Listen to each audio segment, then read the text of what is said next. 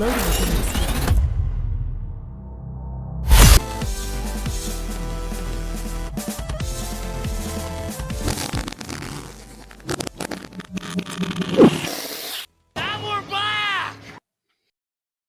between two dumbbells.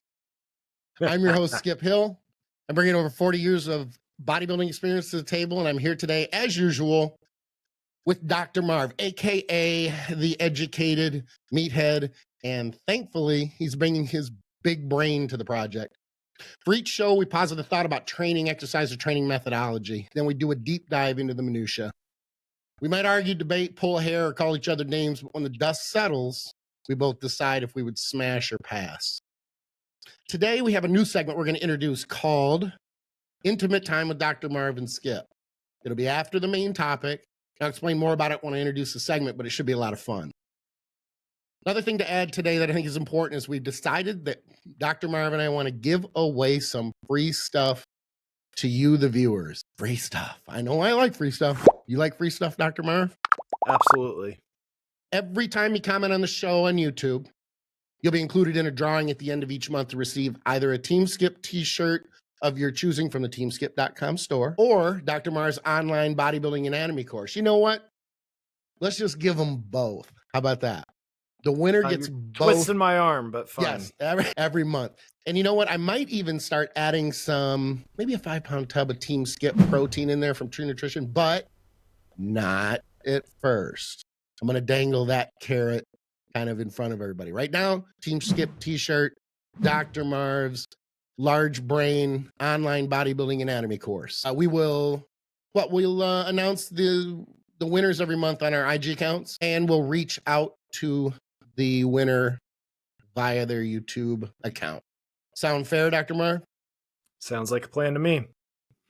Today, I'm going to posit. You know what? Before I posit, I want to see that. Don't you have a video of just an over-the-top, take it and run with it? You know more about it than I do. Yep. So Skip now has to deal with me sending him videos from competition footage when I'm helping at powerlifting and strongman, since that's not his world. So we talked about me being in the Arnold last week. Saturday, I went to one of my favorite meets of all time at Texas Iron Republic in Magnolia, Texas. It is about as hardcore and brutal as it gets. I want to show 2 videos and then discuss an all-time world record that was set. So let me show a video, and then I'm going to blow everybody's mind about what it went into this. So I worked with multiple folks, but this is one of the big boys that I have the honor of working with, and he and I are actually doing a squat seminar. And we're just going to let everybody watch this. This is a lifetime PR of 925 pounds raw. And, you know, even if you're a hypertrophy guy, and you're in bodybuilding, this is insane. And you don't even have the volume on. The emotion and the energy and intensity in that room is insane. If you've never been to a powerlifting meet, that's just warrior shit right there. They train through they have injury. You said they'll duct tape themselves. I mean, they will do things it's almost really no matter what. It reminds me of that comment that a NASCAR driver made. I'm going to put the pedal to the floor and I'm not going to let up until I see God or the checkered flag. That just gives me chills. That just says, you know what? No matter what, you're just not going to let up until it's done. Yeah, so he's famous for the previous meet I helped him. He tore his oblique, like full tear. I did an emergency treatment, and then somebody grabbed a roll of duct taped up his abdomen, and he still pulled 800 from the floor.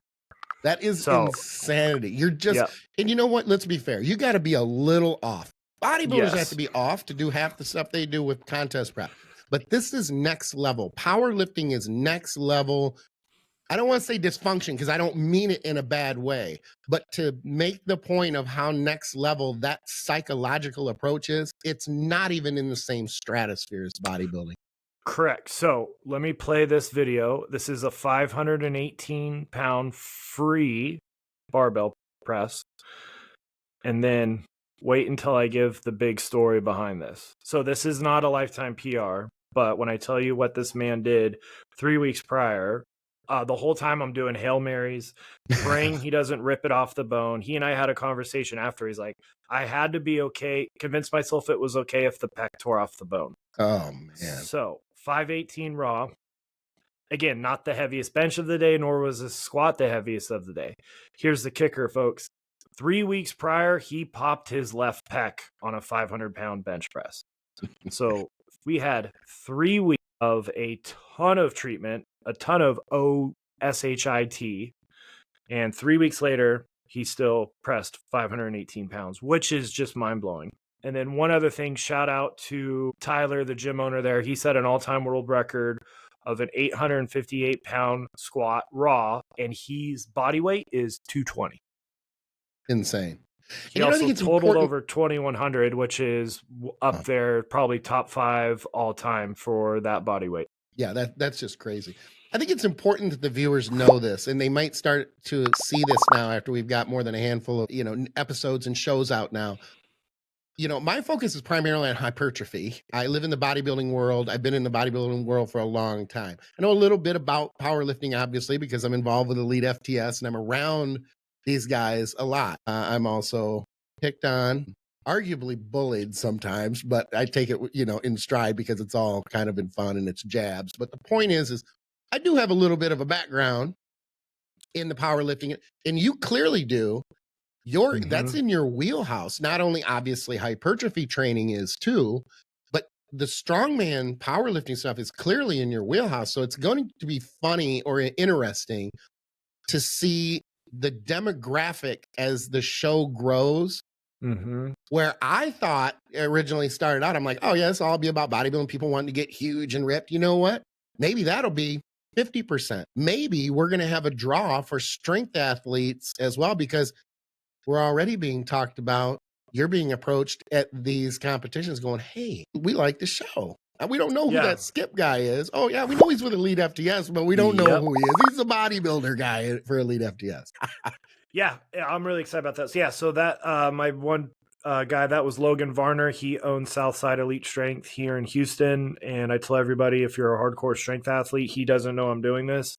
That's the only gym you should be at. There's multiple 900-pound squatters, 500-pound benchers, 2,000 total raw guys and gals. One of my female patients, she squats well over 500, lifetime drug-free. Like, it's stupid, the numbers that are being put up.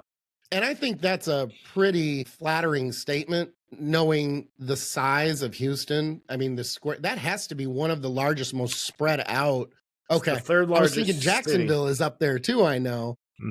But I'd rather not go to Jacksonville. I'd much rather go to Houston than I would. Yeah. I remember driving through Houston to a cruise one time. I don't want to get sidetracked here, but to go to Galveston, and I'm not kidding when I say I thought it was roughly half the size of Texas. It took forever to get through. I don't know if it was just bad traffic or construction, but that is a very large metro area. So for that gym to stand out in all those gyms, and that's not soft country. That's hardcore. Yeah, there's a multitude of amazing strength gyms. Yeah. Just in my area, in the Houston Bay Area, it's the only place to go to. But the gym we were at was amazing. There's others. Scarlet Barbell's amazing. I did the strongman meet there, 21st Street Barbell. So there, I'm not saying it's the only one, but where I'm at, it's the closest one where all the heavy hitters go to. Texas powerlifting's at another level. Powerlifting is a high school sport. They give scholarships for Texas, like, I had a high school kid pull 600. And it's been that way for a while, from what I understand. Yes. Yeah. It's not something Texas new. They are on the cutting edge of strength. Yeah. That's awesome. And I would have expected that maybe from Nebraska, corn-fed kids or anything else. But Texas, they've been doing that for a long time. I'm going to take this, chance, I guess, to segue or transition into our posit. I'm going to throw the posit. You okay with that? Absolutely. All right. I posit these 3 exercises, or the following 3 exercises, to be thrown directly in the trash, like manually, like an actual trash can. Not I'm going to move them from my desktop down to the trash and then hear that, sound when it hits the trash. Chris will have fun with that one. And I'm going to go in this order specifically because I think number 1 at least of the three has the most value of the other two are just worthless. But the first one, there are reasons. And I'm going to kick this first exercise out. I'm not going to give all three at once. I'm going to give the first one first, and that's dumbbell kickbacks. And my argument is this. I started training in the 80s, right around 84, because I was like 14. Maybe it was 83 because, I don't know, I was born in March. Point is, doesn't really matter. It was in there somewhere. Dumbbell kickbacks were like a staple. It was, we didn't have openers and closers. You just had, the exercises that you do for each muscle group. But it was a staple. If you didn't do, another staple was bench dips, quite frankly. But we didn't have a hammer strength dip machine, that sort of thing. You had a regular dip machine, but no assisted dip machines back then, at least that I was aware of. I trained at a YMCA. So dumbbell kickbacks, mechanically, it's weak in the bottom position, strong contraction in the top position, but arguably it's more of a rear delt move because the first thing that's going to fatigue is the rear delt from holding the upper arm parallel to the floor. And there's a ton of reasons why I hate it, but that's number one. Number two is usually, you see every now and then somebody will be doing them in the gym. And it's funny because the mechanics are horrible. It looks like a half hammer curl, half dumbbell row, because they've got one knee up on a bench, like the old school dumbbell rows like we used to, which no one does anymore with the knee up on the bench. But anyway, and then they're kind of, it's a half or a 1/3 curl, and then they're using a real heavy dumbbell. And of course, that's why they can't keep the upper arm parallel to the floor. I find it worthless these days because, something as simple as a cable press down, if you did the EMG, I haven't looked at them, but if you look at EMG studies, and I understand that there are variables there that don't always make that, the end all be all as far as whether an exercise is effective. But we didn't have those EMG studies back in, and the way to track that back in the 80s. And I'm sure they were doing kickbacks prior to the 80s. I just don't, when you get into the 70s, I was 5 and 9 and I wasn't training at that point. So I think they need to go in the trash because there are just far more effective ways. No one is going to do kickbacks these days and get big triceps. And arguably, they probably weren't then. It was just one exercise of 3 or 4, and the skull crushers. That moniker drives me nuts. I like lying tricep extensions over skull crushers. But nonetheless, it's the same thing, and people understand what I'm talking about. So I get that. Dips, were huge. I would have traded any other exercise knowing then what I know now. But I was just a teenager, so I followed what everybody else did. What are your thoughts on that exercise before I move to the other two? Yeah, I completely agree. There's a lot left to be desired with that movement, and so we just have better options. So what's wrong with it? It's got a backwards resistance profile. So like you're talking about, there's not a lot of tension when your elbow's bent in the bottom position, but as soon as you extend it, remember we talked about moment arms last podcast. So if you don't know what the hell I'm talking about, watch the episode that comes out tomorrow. But it gets harder as we extend our arm, and that's when your muscles naturally get weaker because there's something called cross bridges of muscle. That's how we create a contraction. They're getting so short, they have nowhere to go. So you're naturally losing force production while it's getting harder. So it's hardest in the shortened position where we're naturally getting weaker. There's not a lot of tension in that bottom position. Like you said, rear delts doing an isometric, and I will find that free weight kickbacks are just hard on people's elbows. Like elbows hurt. We've got a hell of a lot better options. So that's why I'm not a huge fan of it. It's also, and I'm going to give you, if you have to do a kickback, like in a home gym situation, I'll give you 2 ways to maybe improve it a little bit, but it's still bottom of the barrel, more for just mental variation than max hypertrophy. And it is job security if people do them with a dumbbell because it pisses off elbows. So I will say that. But it's incredibly hard to progress. Like nobody's doing strict kickbacks with heavy loads. And again, just about any tricep isolation movement is going to be vastly superior to a kickback. And we've talked about this before. I think this is how I approach arm training is your heavy compound movements hit the vast majority of your tricep. So your dips, not the bench dips, but traditional dips or a dip machine, close grip benches, I'll use a pull-up assisted station, and I'll add a band, and I'm pressing the handle down. That was when my elbows were really bad because I need surgery on one, but I've already had 9 surgeries. I'm not trying to get to surgery 10. And then your isolation should be long head focused, which means mostly an overhead position, because the long head, because it crosses a shoulder joint, requires a different shoulder position in the other heads. Is that because it attaches to the scapula? Correct. Yep. So long head, just like the bicep, means it attaches to the scapula. It is a biarticular muscle because it crosses 2 joints. So you do need to have different shoulder position to emphasize both of those. And arguably, from a bodybuilding standpoint, the more long head size you have, the more impressive, really, the triceps are going to be in a front double bicep, pretty much any exercise. Yeah, because think about it, your lateral head is getting used on any pressing, right? My shitty triceps. Your long head's what you need to isolate. Your medial head is getting worked on any sort of press down. Lateral head, any sort of pressing. So long head requires actual like emphasis and some thought. So yeah, I'll do a heavy compound movement and an isolation for the long head. Take your pick. Kickbacks.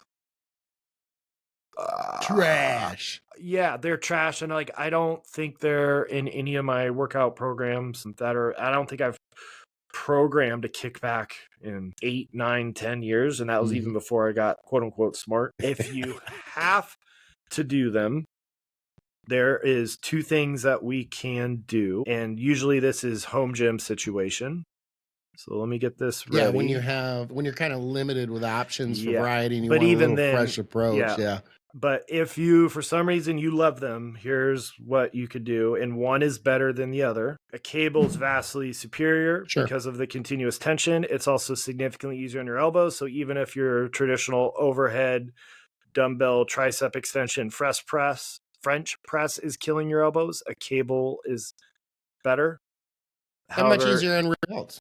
That stabilization there. And then your other option, not as ideal though, is adding a band for your home gym. Now, it does exasperate the problem that you have it getting even harder now in the shortened position. However, why the band does make sense a little bit is then you're going to have to fight eccentrically loading to get some sort of tension in the bottom part of the motion, right? So again, not ideal, but if you have to do them because that's all you have access to or you really love them, again, it's going to get harder in this position, but I'm having to decelerate the band from it pulling my hand back to the bottom. So cables is preferred, but if you have to, add a band, and just know though, it's still not a great movement because you want to have the muscle be challenged through one to match its strength curve, right? So the resistance profile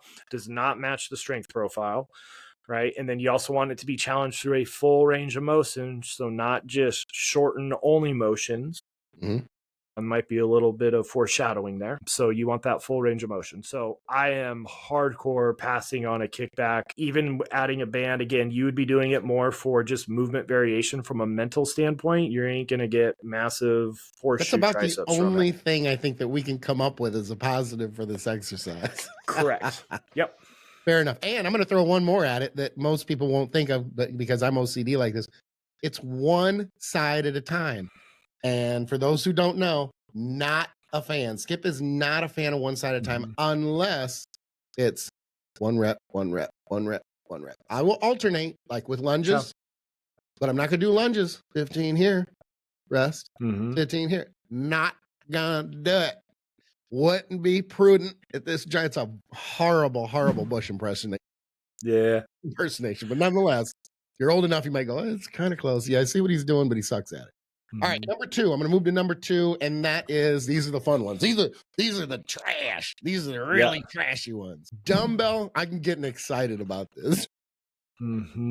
Dumbbell smash press. I don't know what to say. They suck.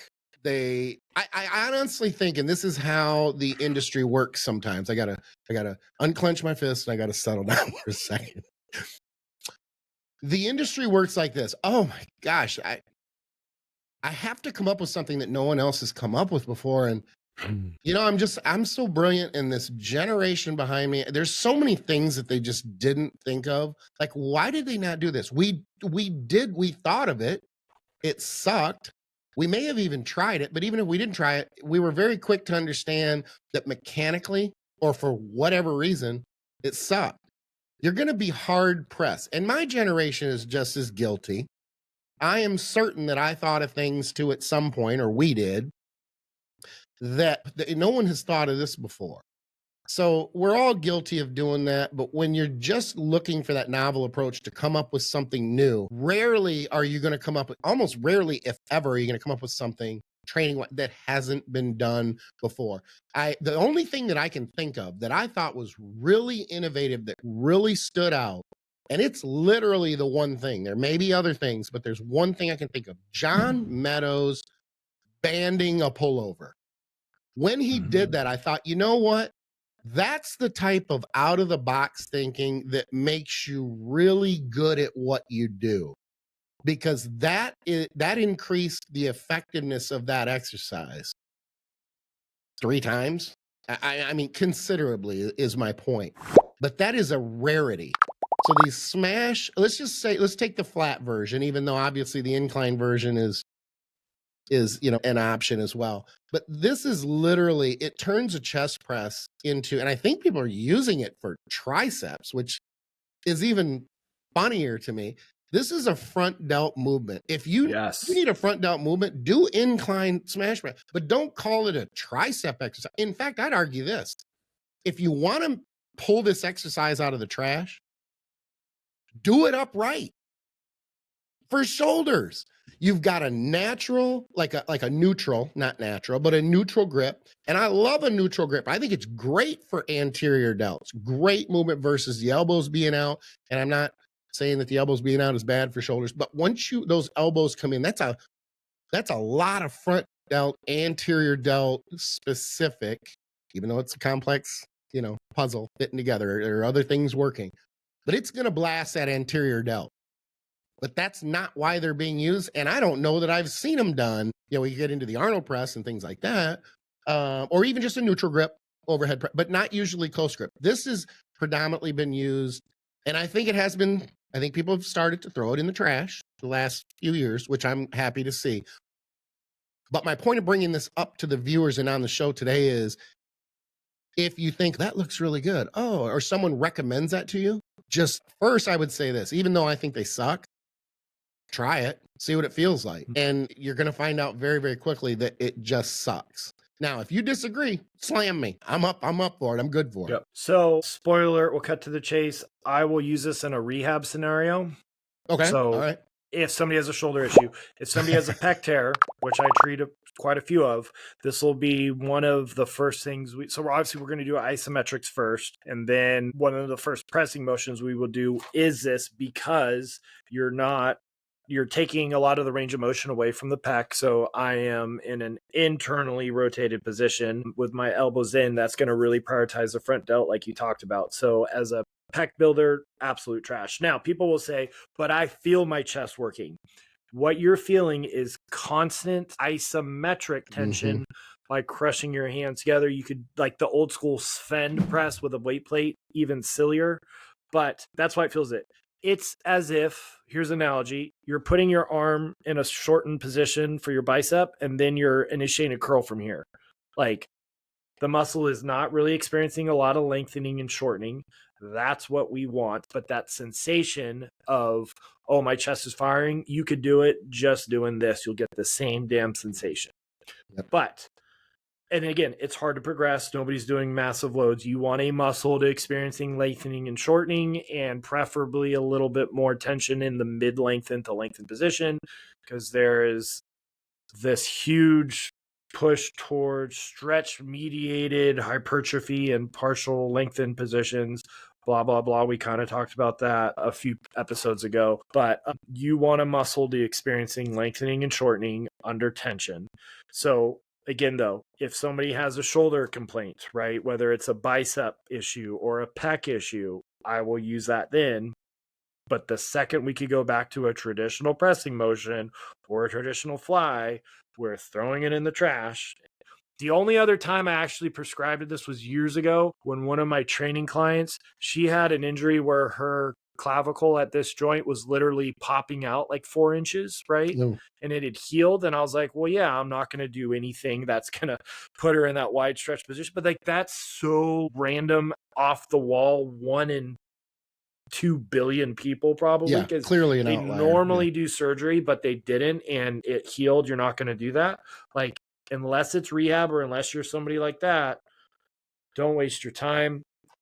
You would be shocked how many patients tell me about this movement and the next movement of how, oh, well, you know, the local IFBB pro told me I should be doing this because Sure. this is a finisher for my inner chest. I'm sorry, but you cannot prioritize inner versus outer. You can prioritize, and this is in my bodybuilding anatomy course, these fibers here, right, that run with my fingers, the sternoclavicular. Now, these do have a separate nerve innervation we'll talk about in the future. Then you have your middle because they go like this. And then you have your lower that they go like that. So you can prioritize different divisions, but it's still contracting as a whole. Right. And a lot of times people use terms like sternoclavicular pecs, costal pecs instead of lower pecs. You have to use the word costal. Like, that's just using big words to sound really smart. But anybody who's been doing this a long time, you can't isolate inner versus outer. Either the muscle contracts or it doesn't. And it's a false sensation of a contraction. That's why people think it's a good chest movement. Sure. And I want to be clear because I don't want anybody to try to bust me on this in the comment section, though they still might. There is some chest involvement. I'm not denying that there's not chest involvement. There's movement there. There has to be. You know, it's a complex system working together. The point is the stimulus on the chest is minimal. I'd argue that the stimulus on the triceps is minimal, other than maybe the contracted position. I think this is the argument, and I don't know. I'm guessing. Someone probably looked at the close grip tricep press and went, okay, this is a variation.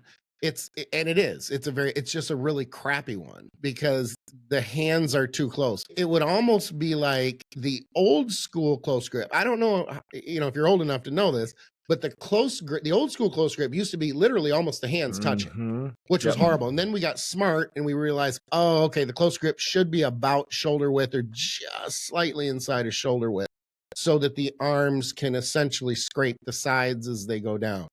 But anybody who's done a close grip bench press knows where is a lot of that coming. It's coming from that front delt because those elbows are tough. And I don't want to, you know, go off on a tangent here, but I do want to touch on this because it's important for a future show.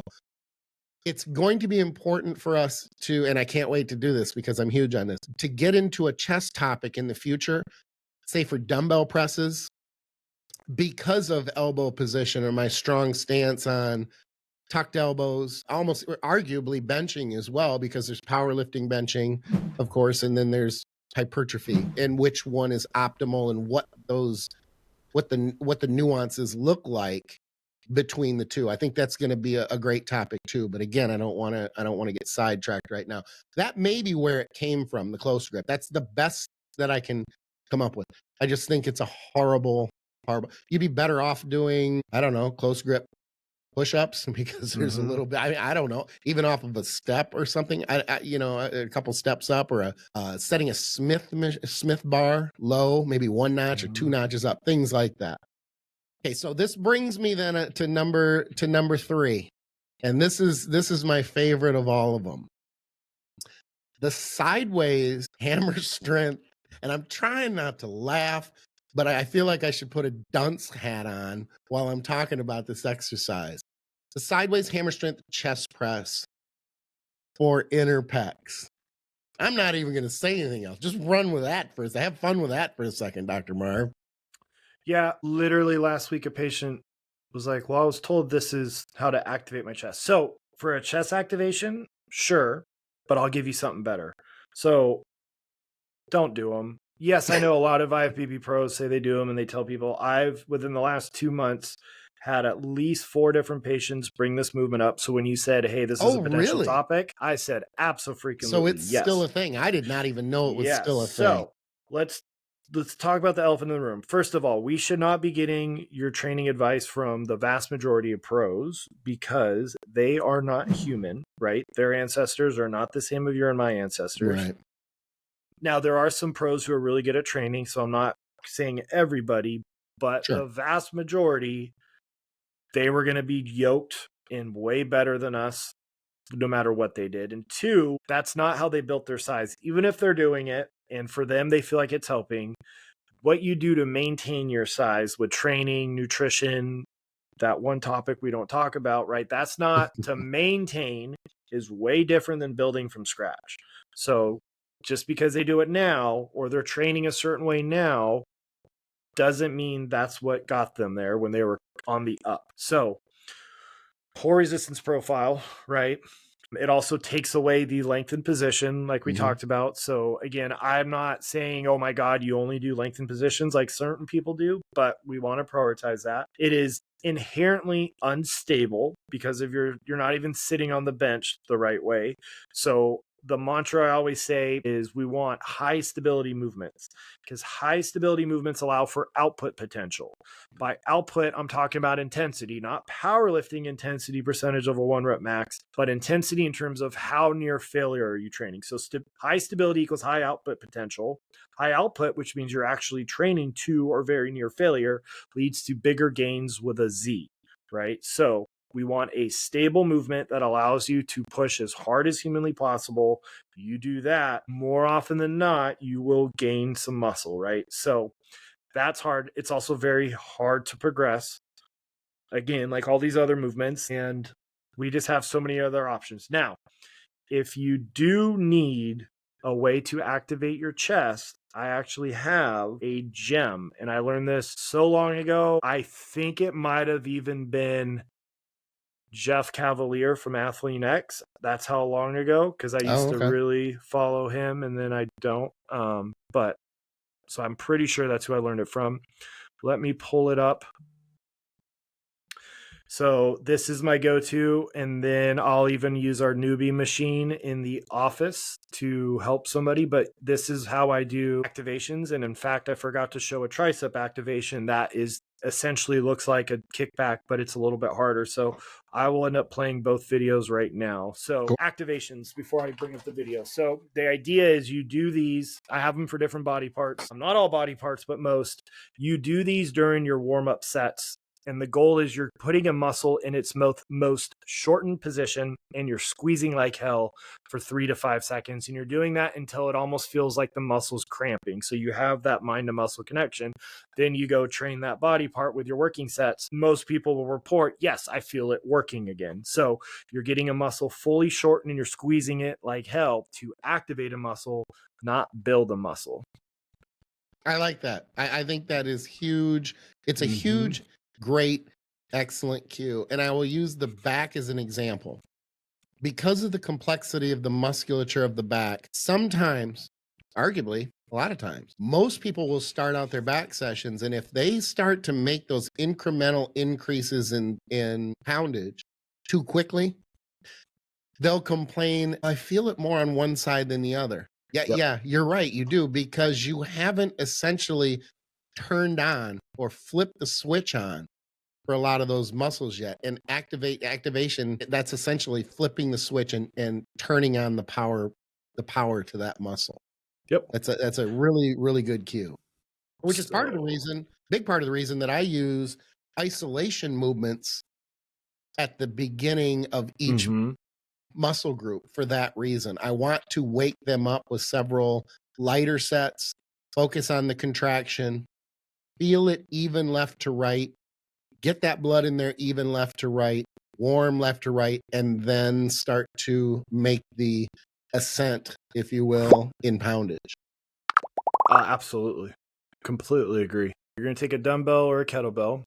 There's two versions. The first is you're just replicating that muscle's action and you're squeezing like hell. So your pec's main job is to bring the arm across your body, aka adduction, and then it also internally rotates the shoulder. So, and I put my opposite hand on that chest so I can also feel it.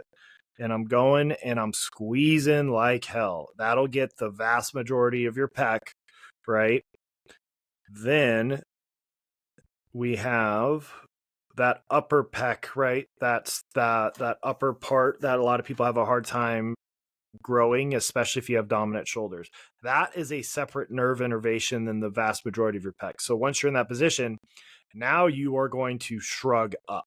Now, ideally, I'm actually would be holding this a little bit longer as an activation, where you're holding that top position and you're squeezing like hell for 3 to 5 seconds. But this gives you the gist of it, right? So that is my favorite chest activation. Remember, everybody, chest is my lagging body part. It's next to my God's gift of shoulders. So I had to learn everything possible. So that will get that upper. You only have tricep one motion. lagging part. I have like 9. Well, And I think there's only 8 major muscle groups. So I don't know how I have 9. Relative to the rest of my body. Yeah. Nobody's calling me. Remember, I'm educated, not good. Didn't pick your parents very well. I love them. I love them to death, but I didn't pick them very well. So there we go. I forgot this was on here. See how I'm squeezing it like crazy and I'm holding it? That's what you would do. There's your lat activation. Yes, you're getting a little bit of teres, but show people real quickly. So it's just a straight arm pull down, but you're actually getting the arm behind you. And then since it is a weak internal rotator adductor, and then here is your dumbbell kickback. This is how you could use them. So I get in that position and then I bring my elbows up because remember the long head crosses the shoulder joint. So go back to that other one real quick. I want to ask you a question because I touched on this earlier about me being OCD and I don't like to do one side at a time, especially if I'm going to activate. Could I do a cross pullover if I'm far enough away from the pulley to obviously be an adjustable pulley where the pulleys are closer together, not a cross, you know? The typical cable cross pulley. I could cross them and do that? Or would that not be a very good angle? It would change the angle slightly, right? But it's still fine.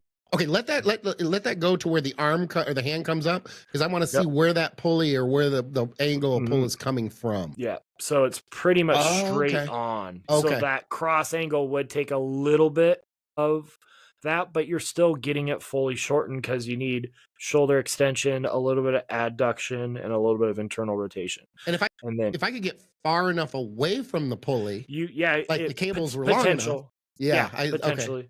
It's something I can play with. I could see. I can check and see.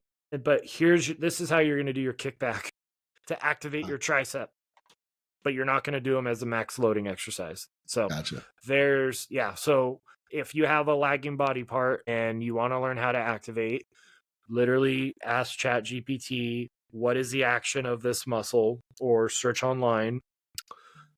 The website I use all the time is called KenHub, and it's got really good anatomy stuff. Look at the action and then pick a movement that replicates that action. So you're in its shortened position and you squeeze like hell for 3 to 5 seconds and you keep doing that until it feels like it starts to cramp.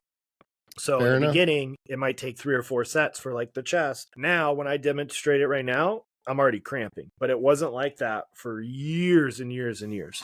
Okay. So you know what? I'm going to do this. This is not part of this isn't one of the exercises that I think that I'm going to use on the list as far as throwing in the trash. But I do want to ask you about this exercise because you touch on the high upper pec. You named it. I can't name it.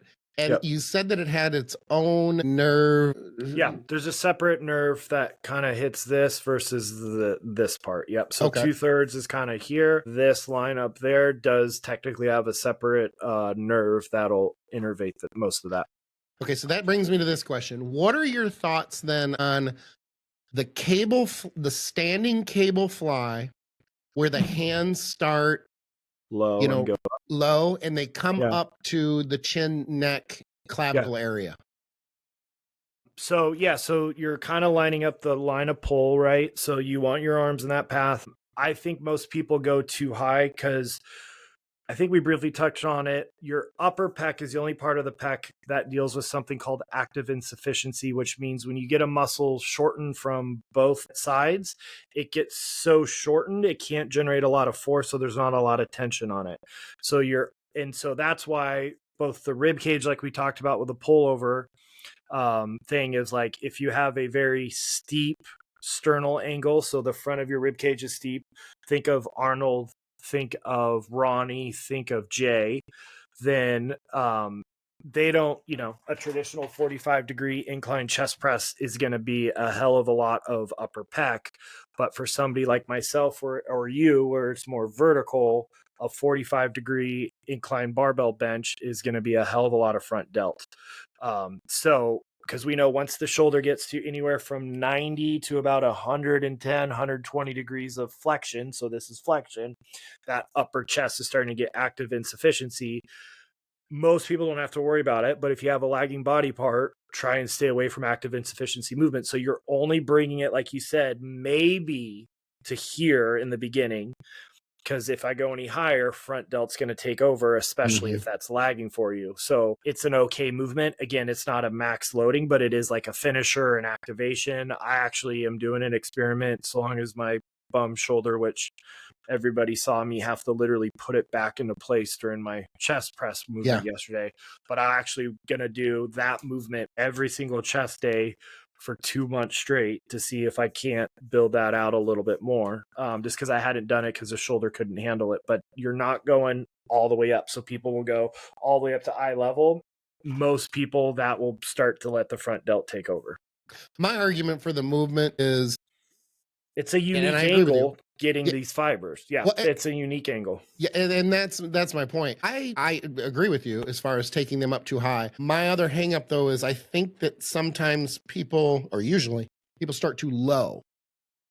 I almost feel like that, and I don't do the movement. I've tried the movement. I don't like it. It is very, very front delt dominant for me. But I almost like not starting down in here and coming up, but almost out in here so that it's coming up, and it's hard to do because I've got everything from my phone to my lights and everything else. Okay, so you're saying you're coming from more of this angle versus this angle. Yeah, yes, because you're trying to line up with these fibers, which means me and you're going to have a different cable height because I'm broader shoulder. So think about when I'm up here, imagine drawing a line where the cable is. Try and get that cable line to be following that angle right there. Gotcha. So that's why everybody's be different. So yes, 100%. That's a great, I'm glad you brought that up. Yeah, most people do it. They go up way too high and they're pulling it with their elbow by their side when they actually want it slightly out, like you were discussing. 100%. Well, and I think we're kind of limited to the pulley system that we have too. Yes. So hopefully you have the awesome free motion that goes out and forward. Not all gyms have. Those are becoming fewer and fewer prevalent. They used to be everywhere when I first started training 17 years ago, but I think it's because it's such a big footprint to have the fully adjustable that gym, and those things are 10,000. I'm like, why is this 10 grand? Like, good God. Well, and they're used for so many different things that if you only have one in a gym that's busy, good luck, because there are 40 different exercises that people like to do on it, including tricep press downs. It's odd to me that people will find the lightest stack possible in the gym to do tricep press down. When there's you make a good point. You know exactly why they're doing it. Facetious. Look at the big rigs with the cable pulleys. Nobody uses the one with the back pad because there's only a single pulley designed for it, because it's way harder because there's less pulleys, which means it's actual true resistance. Yeah. We used to use the lat pull down. I mean, it was a lat pull down and a tricep press down. You know, it just is what it is. That's funny. All right, fair enough. So let's do this. We'll do a quick smash or pass. I think this one is probably not only predictable to the two of us, but very predictable to the viewers as well. So I hand it off to you first. Smash or pass. If there's a smash or pass, like maybe there's a smash for one of them and not for all of them, let me know your thoughts. But go run. So pass for the kickback unless you're doing the activation or you just mentally need variation. And then if you are, add a resistance band that's very light or add a cable. The side settle chest press, pass all day. It's super silly. The dumbbell crush press or squeeze press or whatever it is you called it, pass all day unless you're having injury or you're coming back. Then it's smash all day. Almost got that backwards. But unless you have that injury where you literally popped a pec, you have a shoulder issue, primarily a bicep issue or bicep tear or front delt issue, stay away from it. If you need an activation, I think the chest adducting shrug is 1,000,000 times better, but it would be a front delt variation. most male bodybuilders, I don't think, need more front delt because they're already getting it blasted. But my female competitors, yes, it could be valuable for that, especially in incline, because even though it's not especially if somebody has gotten breast augmentation done, especially if it's under the muscle, I don't like females doing a lot of flat or decline pressing because it actually could start to move the implant, called capsizing. But for females, an incline dumbbell crush press could be a front delt variation for them. Fair enough. And I can't disagree with anything you said. I'm going to give my smasher pass on all three based on strictly hypertrophy getting big. There are obviously exceptions from rehab to, you know what, you just have a fitness routine and you're just doing movements and it doesn't really matter. You don't really care where it's hitting as long as you cover all your muscles with different exercises and you like the variety. More power to you. From a hypertrophy or hypertrophy standpoint, I still say it to this day. I try to catch myself and I just can't. But from a hypertrophy standpoint, all three of them, I mean, that's the reason I had the topic today. All three of them, throw them in the trash manually, slam them in there, run it to the dumpster, and don't ever revisit them again. Said that, baby. Completely agree. The sweet music of love, we can no longer... Intimate time with Dr. Marv and Skip. And we're going to follow up after the intimate time with answering a couple questions that we got in the comment section. You had a couple good ones, so we want to touch on that after the new segment of Intimate Time with Dr. Marv. What I'm going to do, and we're going to do this every show, Dr. Marv, we're going to take turns asking each other 10 questions. It sounds like, 10 questions, that's a long time. We're not going to speed through them, but we're not going to take our time and elaborate. A couple minutes, basically. But today I'm going to throw 10 questions at you. And then next show, you can throw 10 questions at me. And what I think it'll do is it'll give a little bit of insight to the viewers who may not know who we are, a little bit of background, because these questions can't be related to the industry. That's kind of the caveat or it can't be related to bodybuilding. It can't be related to, the industry or anything. It has to be kind of personal, I guess. That's the intimate. Yeah. The intimate connotation. To let everybody know, I have no idea what he's about to ask. Right. That's the other thing. Good point. Is we are not giving each other heads up on what the questions are. That way I just figured it'd be more fun. It would be more, you can't kind of plan for it. You got to think off the top of your head. So there may be, there may be some jokes. It may be kind of funny. That's right. Oh, there's one more. There's one more stipulation. If you're asked the question, you have to provide the answer. You have to answer it. Interesting. So we'll have a little bit of fun with this. You ready to go? I'm not going to put a time on it. Accurately rated like Scott McNally tries to do on over underrated, and that's one of the hard fast rules we can't. Right. Easy way out. Okay. Can't get out of it. And again, there's not a time frame on it, but we'll move through them. Try and be quick. Yeah. All right. What you got? I'm on the hot seat. Excuse me. All right. Number one, what would you do for a career if you could no longer do what you do now? And it cannot be related to this industry in any way. Damn. It's OnlyFans. You liar. Yeah, probably. I would make a hell of a lot more money. So if I wasn't doing OnlyFans, probably a counselor, because counseling helped me a ton when I was younger, and it's why I am who I am today. So I'd probably go into that field. Very cool. Very cool. I can relate to that. I worked with kids in juvenile detention and residential in the past, but this is not about me. It's about you. Number two, you won the Powerball 3 months ago. What is your new daily driver that is now sitting in your driveway and why? Well, if I won the Powerball, that means because I'm a car guy, even though right now I drive a Corolla. So my soul dies every time I get in it. But I always had pimped out cars my whole life. And I was like, why am I spending money on these when it's a depreciating asset? And I don't have 5 rental properties. Because they're cool. Yep. They're fun. But if I won the Powerball, because I have literally dream car for 30 to 40,000, dream car for 40 to 50. So if I won the Powerball, it means I get to do whatever I want. Whatever you want. Money's not an issue. 1967 Jaguar E-Type Hunter Green convertible and a 1963 Aston Martin DB5 silver, aka Skyfall. Those two are my favorite, sexiest cars ever made. If I have a Powerball, that means I could drop 2 to 3 million per, because that's how much they cost. Yeah.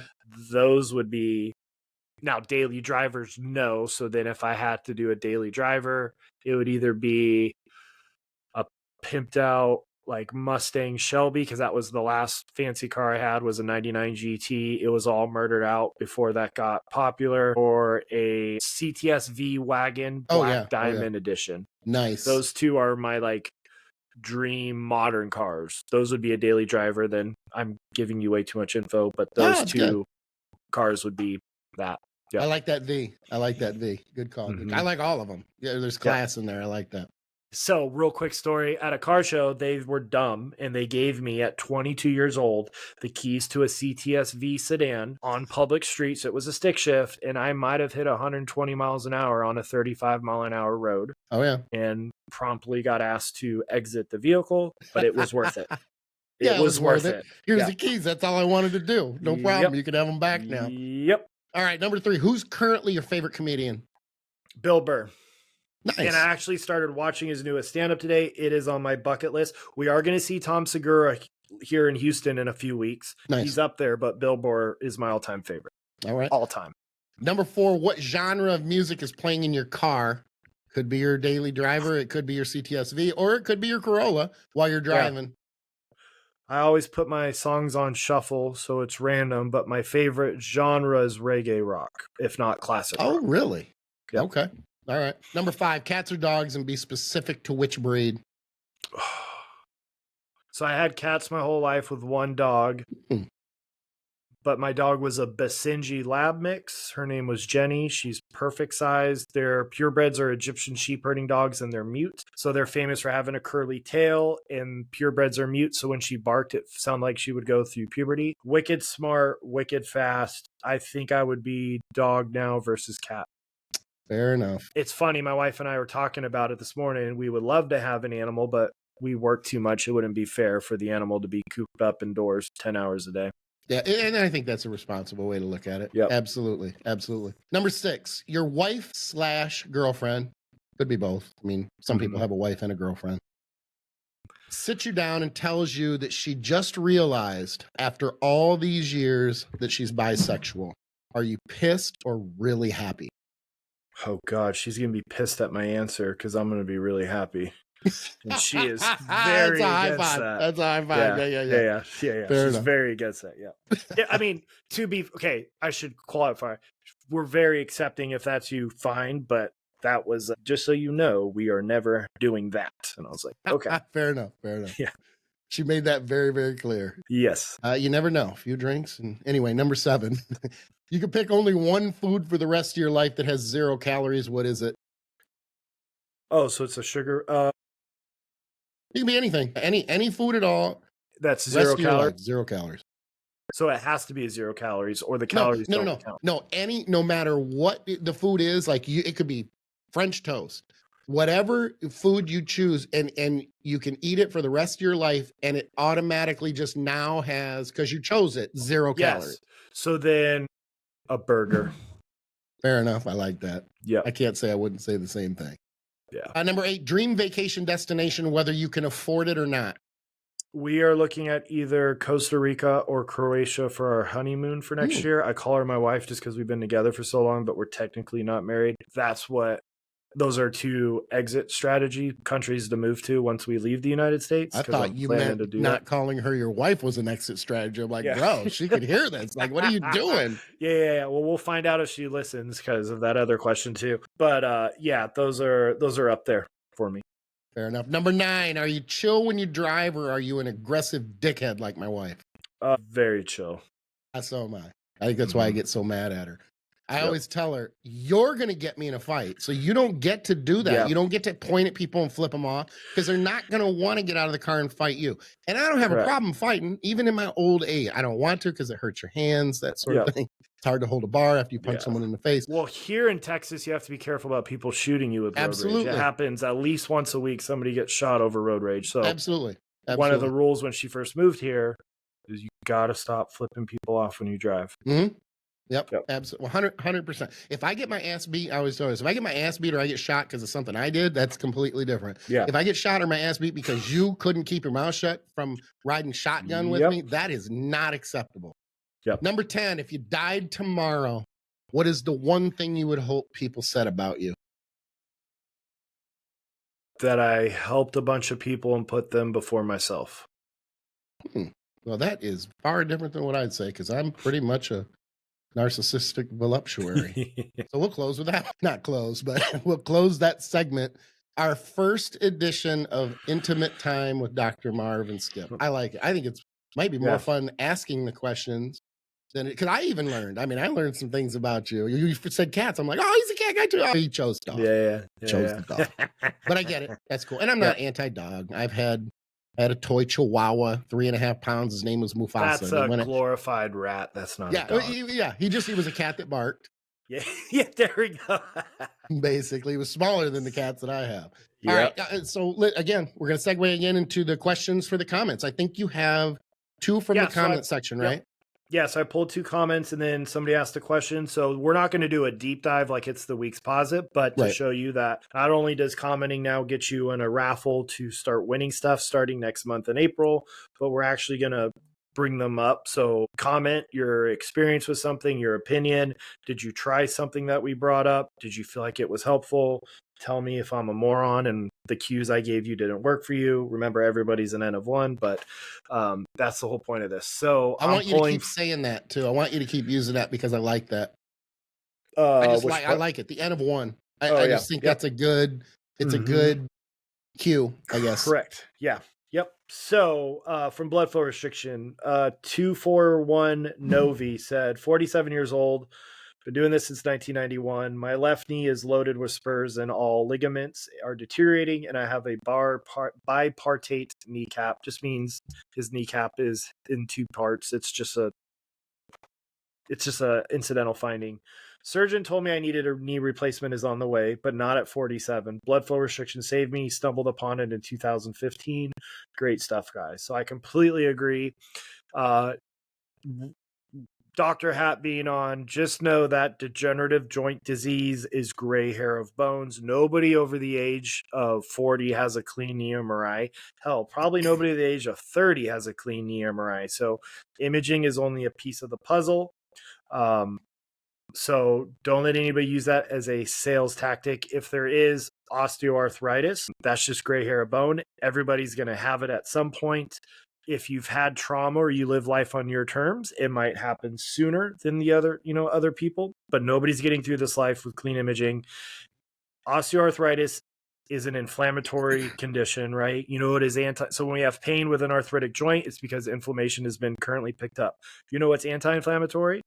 Exercise. Yep. So the single best thing for an arthritic degenerated joint is motion, and blood flow restriction definitely seems to help that even more, because like we talked about, not only is it decreasing pain just from a mechanistic standpoint, a ton of blood, especially in ligaments and tendons that we don't have great blood supply, a ton of synovial fluid is being released into the knee. So, and one last thing, and I know I'm doing a lot of doctor speak, but just it shows to highlight the importance of this. The end of last year, a study came out where they gave the best orthopedic surgeons in the world a shoulder MRI alone. No information, no history, no exam. They had a 51% chance, i.e. a flip of the coin, of correctly identifying if somebody had pain based on MRIs alone. So an imaging is a piece of the puzzle. It's not the whole puzzle. I'll have somebody with an MRI where I'm like, how the hell are you even breathing?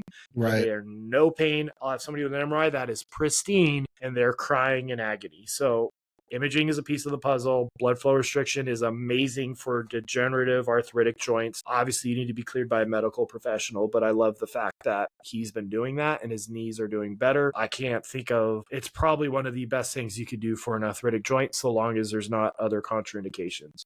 You know, it's funny that you say that. I just want to touch on this real quick. If I had it to do over again, knowing now what I know about BFR and the advance, I don't want to see the advancements in it, but the advanced understanding of it and the fact that it is so much more effective. And I looked at it as a novel approach that wasn't very effective. I didn't know very much about it.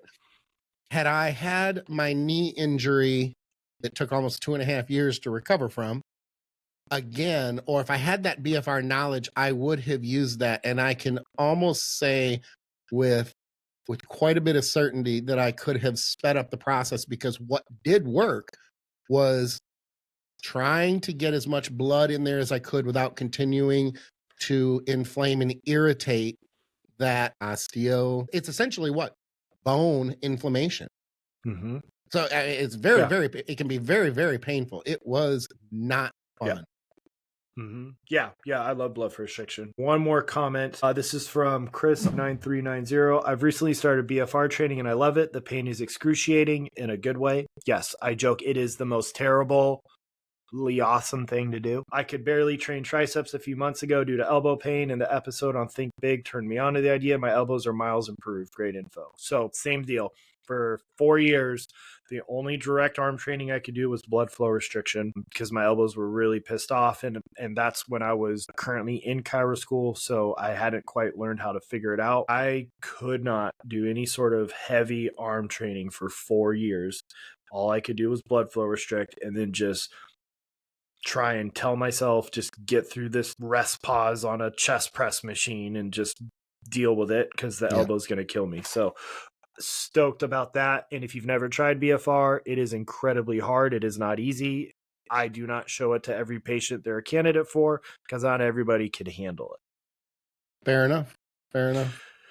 And then a very, very quick question for today by Rowan Ranger. What about barbell hack squats for a topic? I've moved almost all of my training to the house now for convenience reasons. I've rigged up cables to match most machines, aside from the strength curve, obviously. But isolating the quads has been an issue. I'm experimenting with the barbell hack squat after maxing out the landmine I was using to do hack squats with that. So I have some thoughts on this, but I'd be curious about yours. But I'm also going to show him what I think is vastly superior, even though I will program barbell hack squats, even though on paper they might not be the best thing. So that's me kind of going against what the research says or what people will say, just because, remember, personal preference. I like it, and I'll explain why I like it and why I do it. But I want to hear your thoughts on that first. The barbell hack squat. Yep. Not a fan. I know that's, I'll tell you what, you tell me what you think. I'll piggyback off of it, but it's not, I look at it this way again. I'm trying to simplify this and just be transparent. There's so much equipment out there that I find to be so efficient and so optimal these days. Now, if you took me back to the 80s and you put me in the YMCA gym that I started at when I was, in my teens, that would have been something that I probably would have played around with. But these days, I mean, I can run up to raw.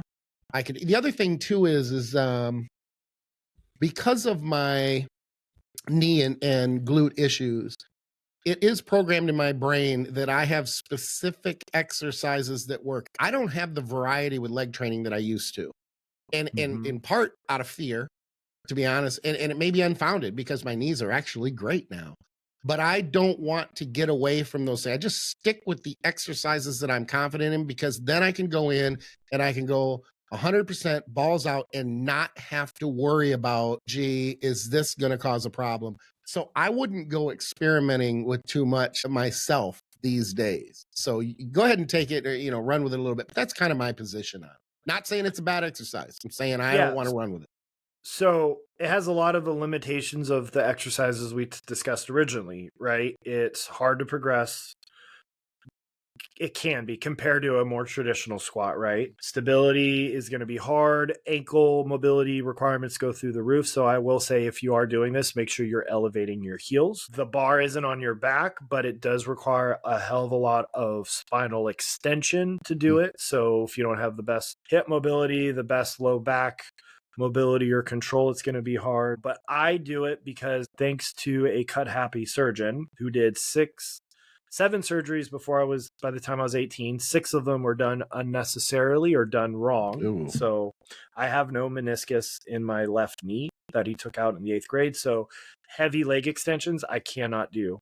I can't do old school sissy squats. I can't do heavy leg extensions. So I have to find movements that are almost act as if it's an isolatory movement. Now, you don't technically need that. A squat's still going to do it. But when I'm doing, say, Dr. Scott Stevenson's fortitude training, he's big on the whole zigzag method on leg day. I like it. It makes a lot of sense to me. So I'll program them in, but it's with the caveat of, well, I can't do heavy leg extensions. Now, I will, though, still put 225, 275 on a bar and rep out 20 reps of barbell hack squats.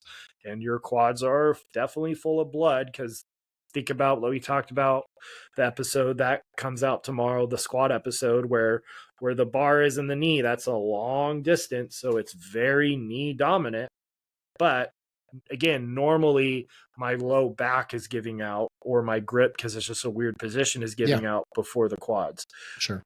However, BFR sandbag hack squats when you're on vacation, I could think of very few worse things to do. So I will show that in a sec. Fucking hell. I mean, good God. I pride myself in how much pain I could take in the gym. And I don't think I've successfully done 30, 15, 15, 15 reps continuous. Like the protocol, I think I've had to stop and shake out legs and then finish that round. But a substitute that I think is even better, and it's great for home gyms, is a somersault squat from Joe Daniels. I'm 98% sure. Swing This Kettlebell on Instagram. I learned them from Dr. Scott, who learned them from Joe, so I will give him credit. I used to do it on a Smith machine, and now I do dumbbells or kettlebells. So it's great for a leg extension substitute. It's brutal. Oh my God, it's brutal. It's great for home gyms. I could load up my knee that way, but I can't do a leg extension. Okay. Do you have any thoughts before I show that, or just the BFR sandbag, or Nope, you go on for the it. same page with me? Okay. Yeah, on the same page. Yep. Yeah, I figured. This is me in Tennessee. We drove there. So BFR cuffs are on, sandbags behind my legs. I am using the little lip of the garage. So for the guy working at home, if you don't have a squat wedge, you could just use that little lip on your garage for heel elevation. And it is murder. But here's what I think is better. You could do this with a kettlebell, a barbell. This is a 120-pound dumbbell, and it will smoke you. I like heel elevation, so I could drive the knee forward, but this is a somersault squat. The key is your hand is super high up with the weight, like up in your groin, and you're pivoting through your knee, right? So think about your hip is pretty much the same flexion the whole way through. So it is kind of like a weird way to isolate the knee, the opposite of a leg extension.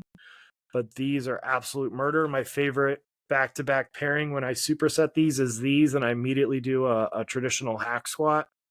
And your quads are destroyed, like shaking. Only 3 or maybe 4 plates on a hack squat machine versus 5 or 6. It's awesome.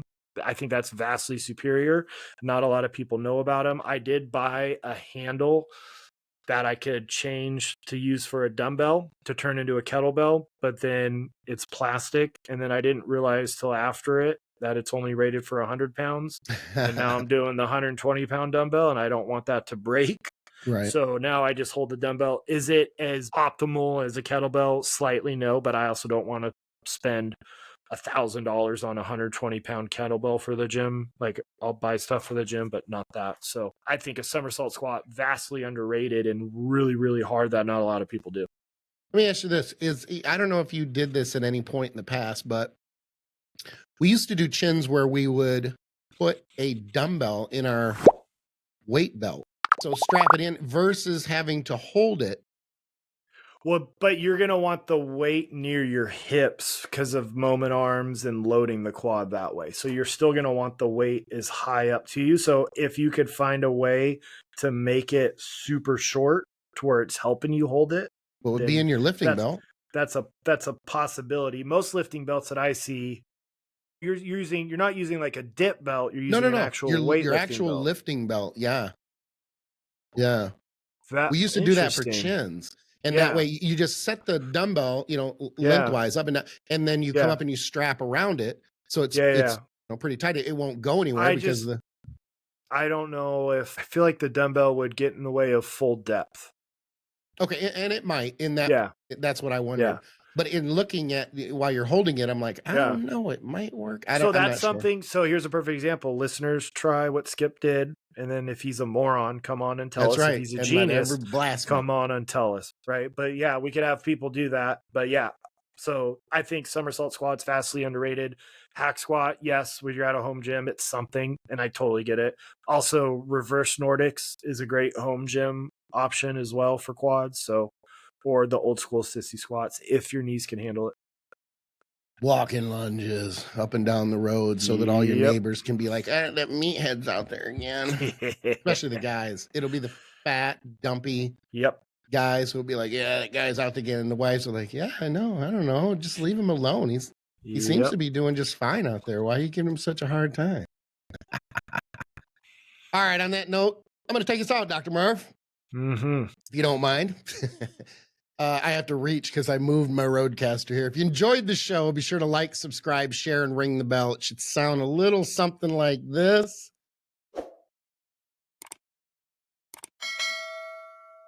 And if you didn't like the show, just pretend you did and like, subscribe, share, and ring the bell anyway. What the hell? We want to hear your questions and your feedback about the show in the comment section. We get some good questions. We'll answer them during the show, just like we did today. If you have a topic or specific exercise you'd like us to discuss, let us know. Be sure to use the TrueNutrition.com link to save 10% now on not just Team Skip protein, but every supplement they sell. Not only do I use my Team Skip protein with my clients, but other top prep guys have their clients use my protein as well. It's that good. Dr. Marv, how can people reach out to you with questions or if they want to hire you? Yep. So my chiropractic office is in Seabrook, Texas, which is Houston Bay area, but I also do telemedicine for all of Texas and nutrition coaching for all of Texas. In terms of the Educated Meathead, you can go to theeducatedmeathead.com. On Instagram, I'm most active on my personal page at dr.marvin.saysdc. You'll find a ton of promo codes there. Info about the online course, seminars. I am doing a paid seminar that will be turn into my second course with Logan Varner. Everything I've ever learned the last 17 years about prepping for squats. So stay tuned for that. I might make the recording available to be purchased because it is a paid event, but we'll figure that out. But dr.marvin.saysdc. I'm most active on Instagram. Sounds good. If you have too much skin, go to teamskip.com. You'll find all my contact information there, including Team Skip merch. Today we're wearing pink. Of course, you can follow me on IG at Intense Muscle as well. Join us again next week for another episode of Between two dumbbells. Loading Team Skip. Loading Team Skip.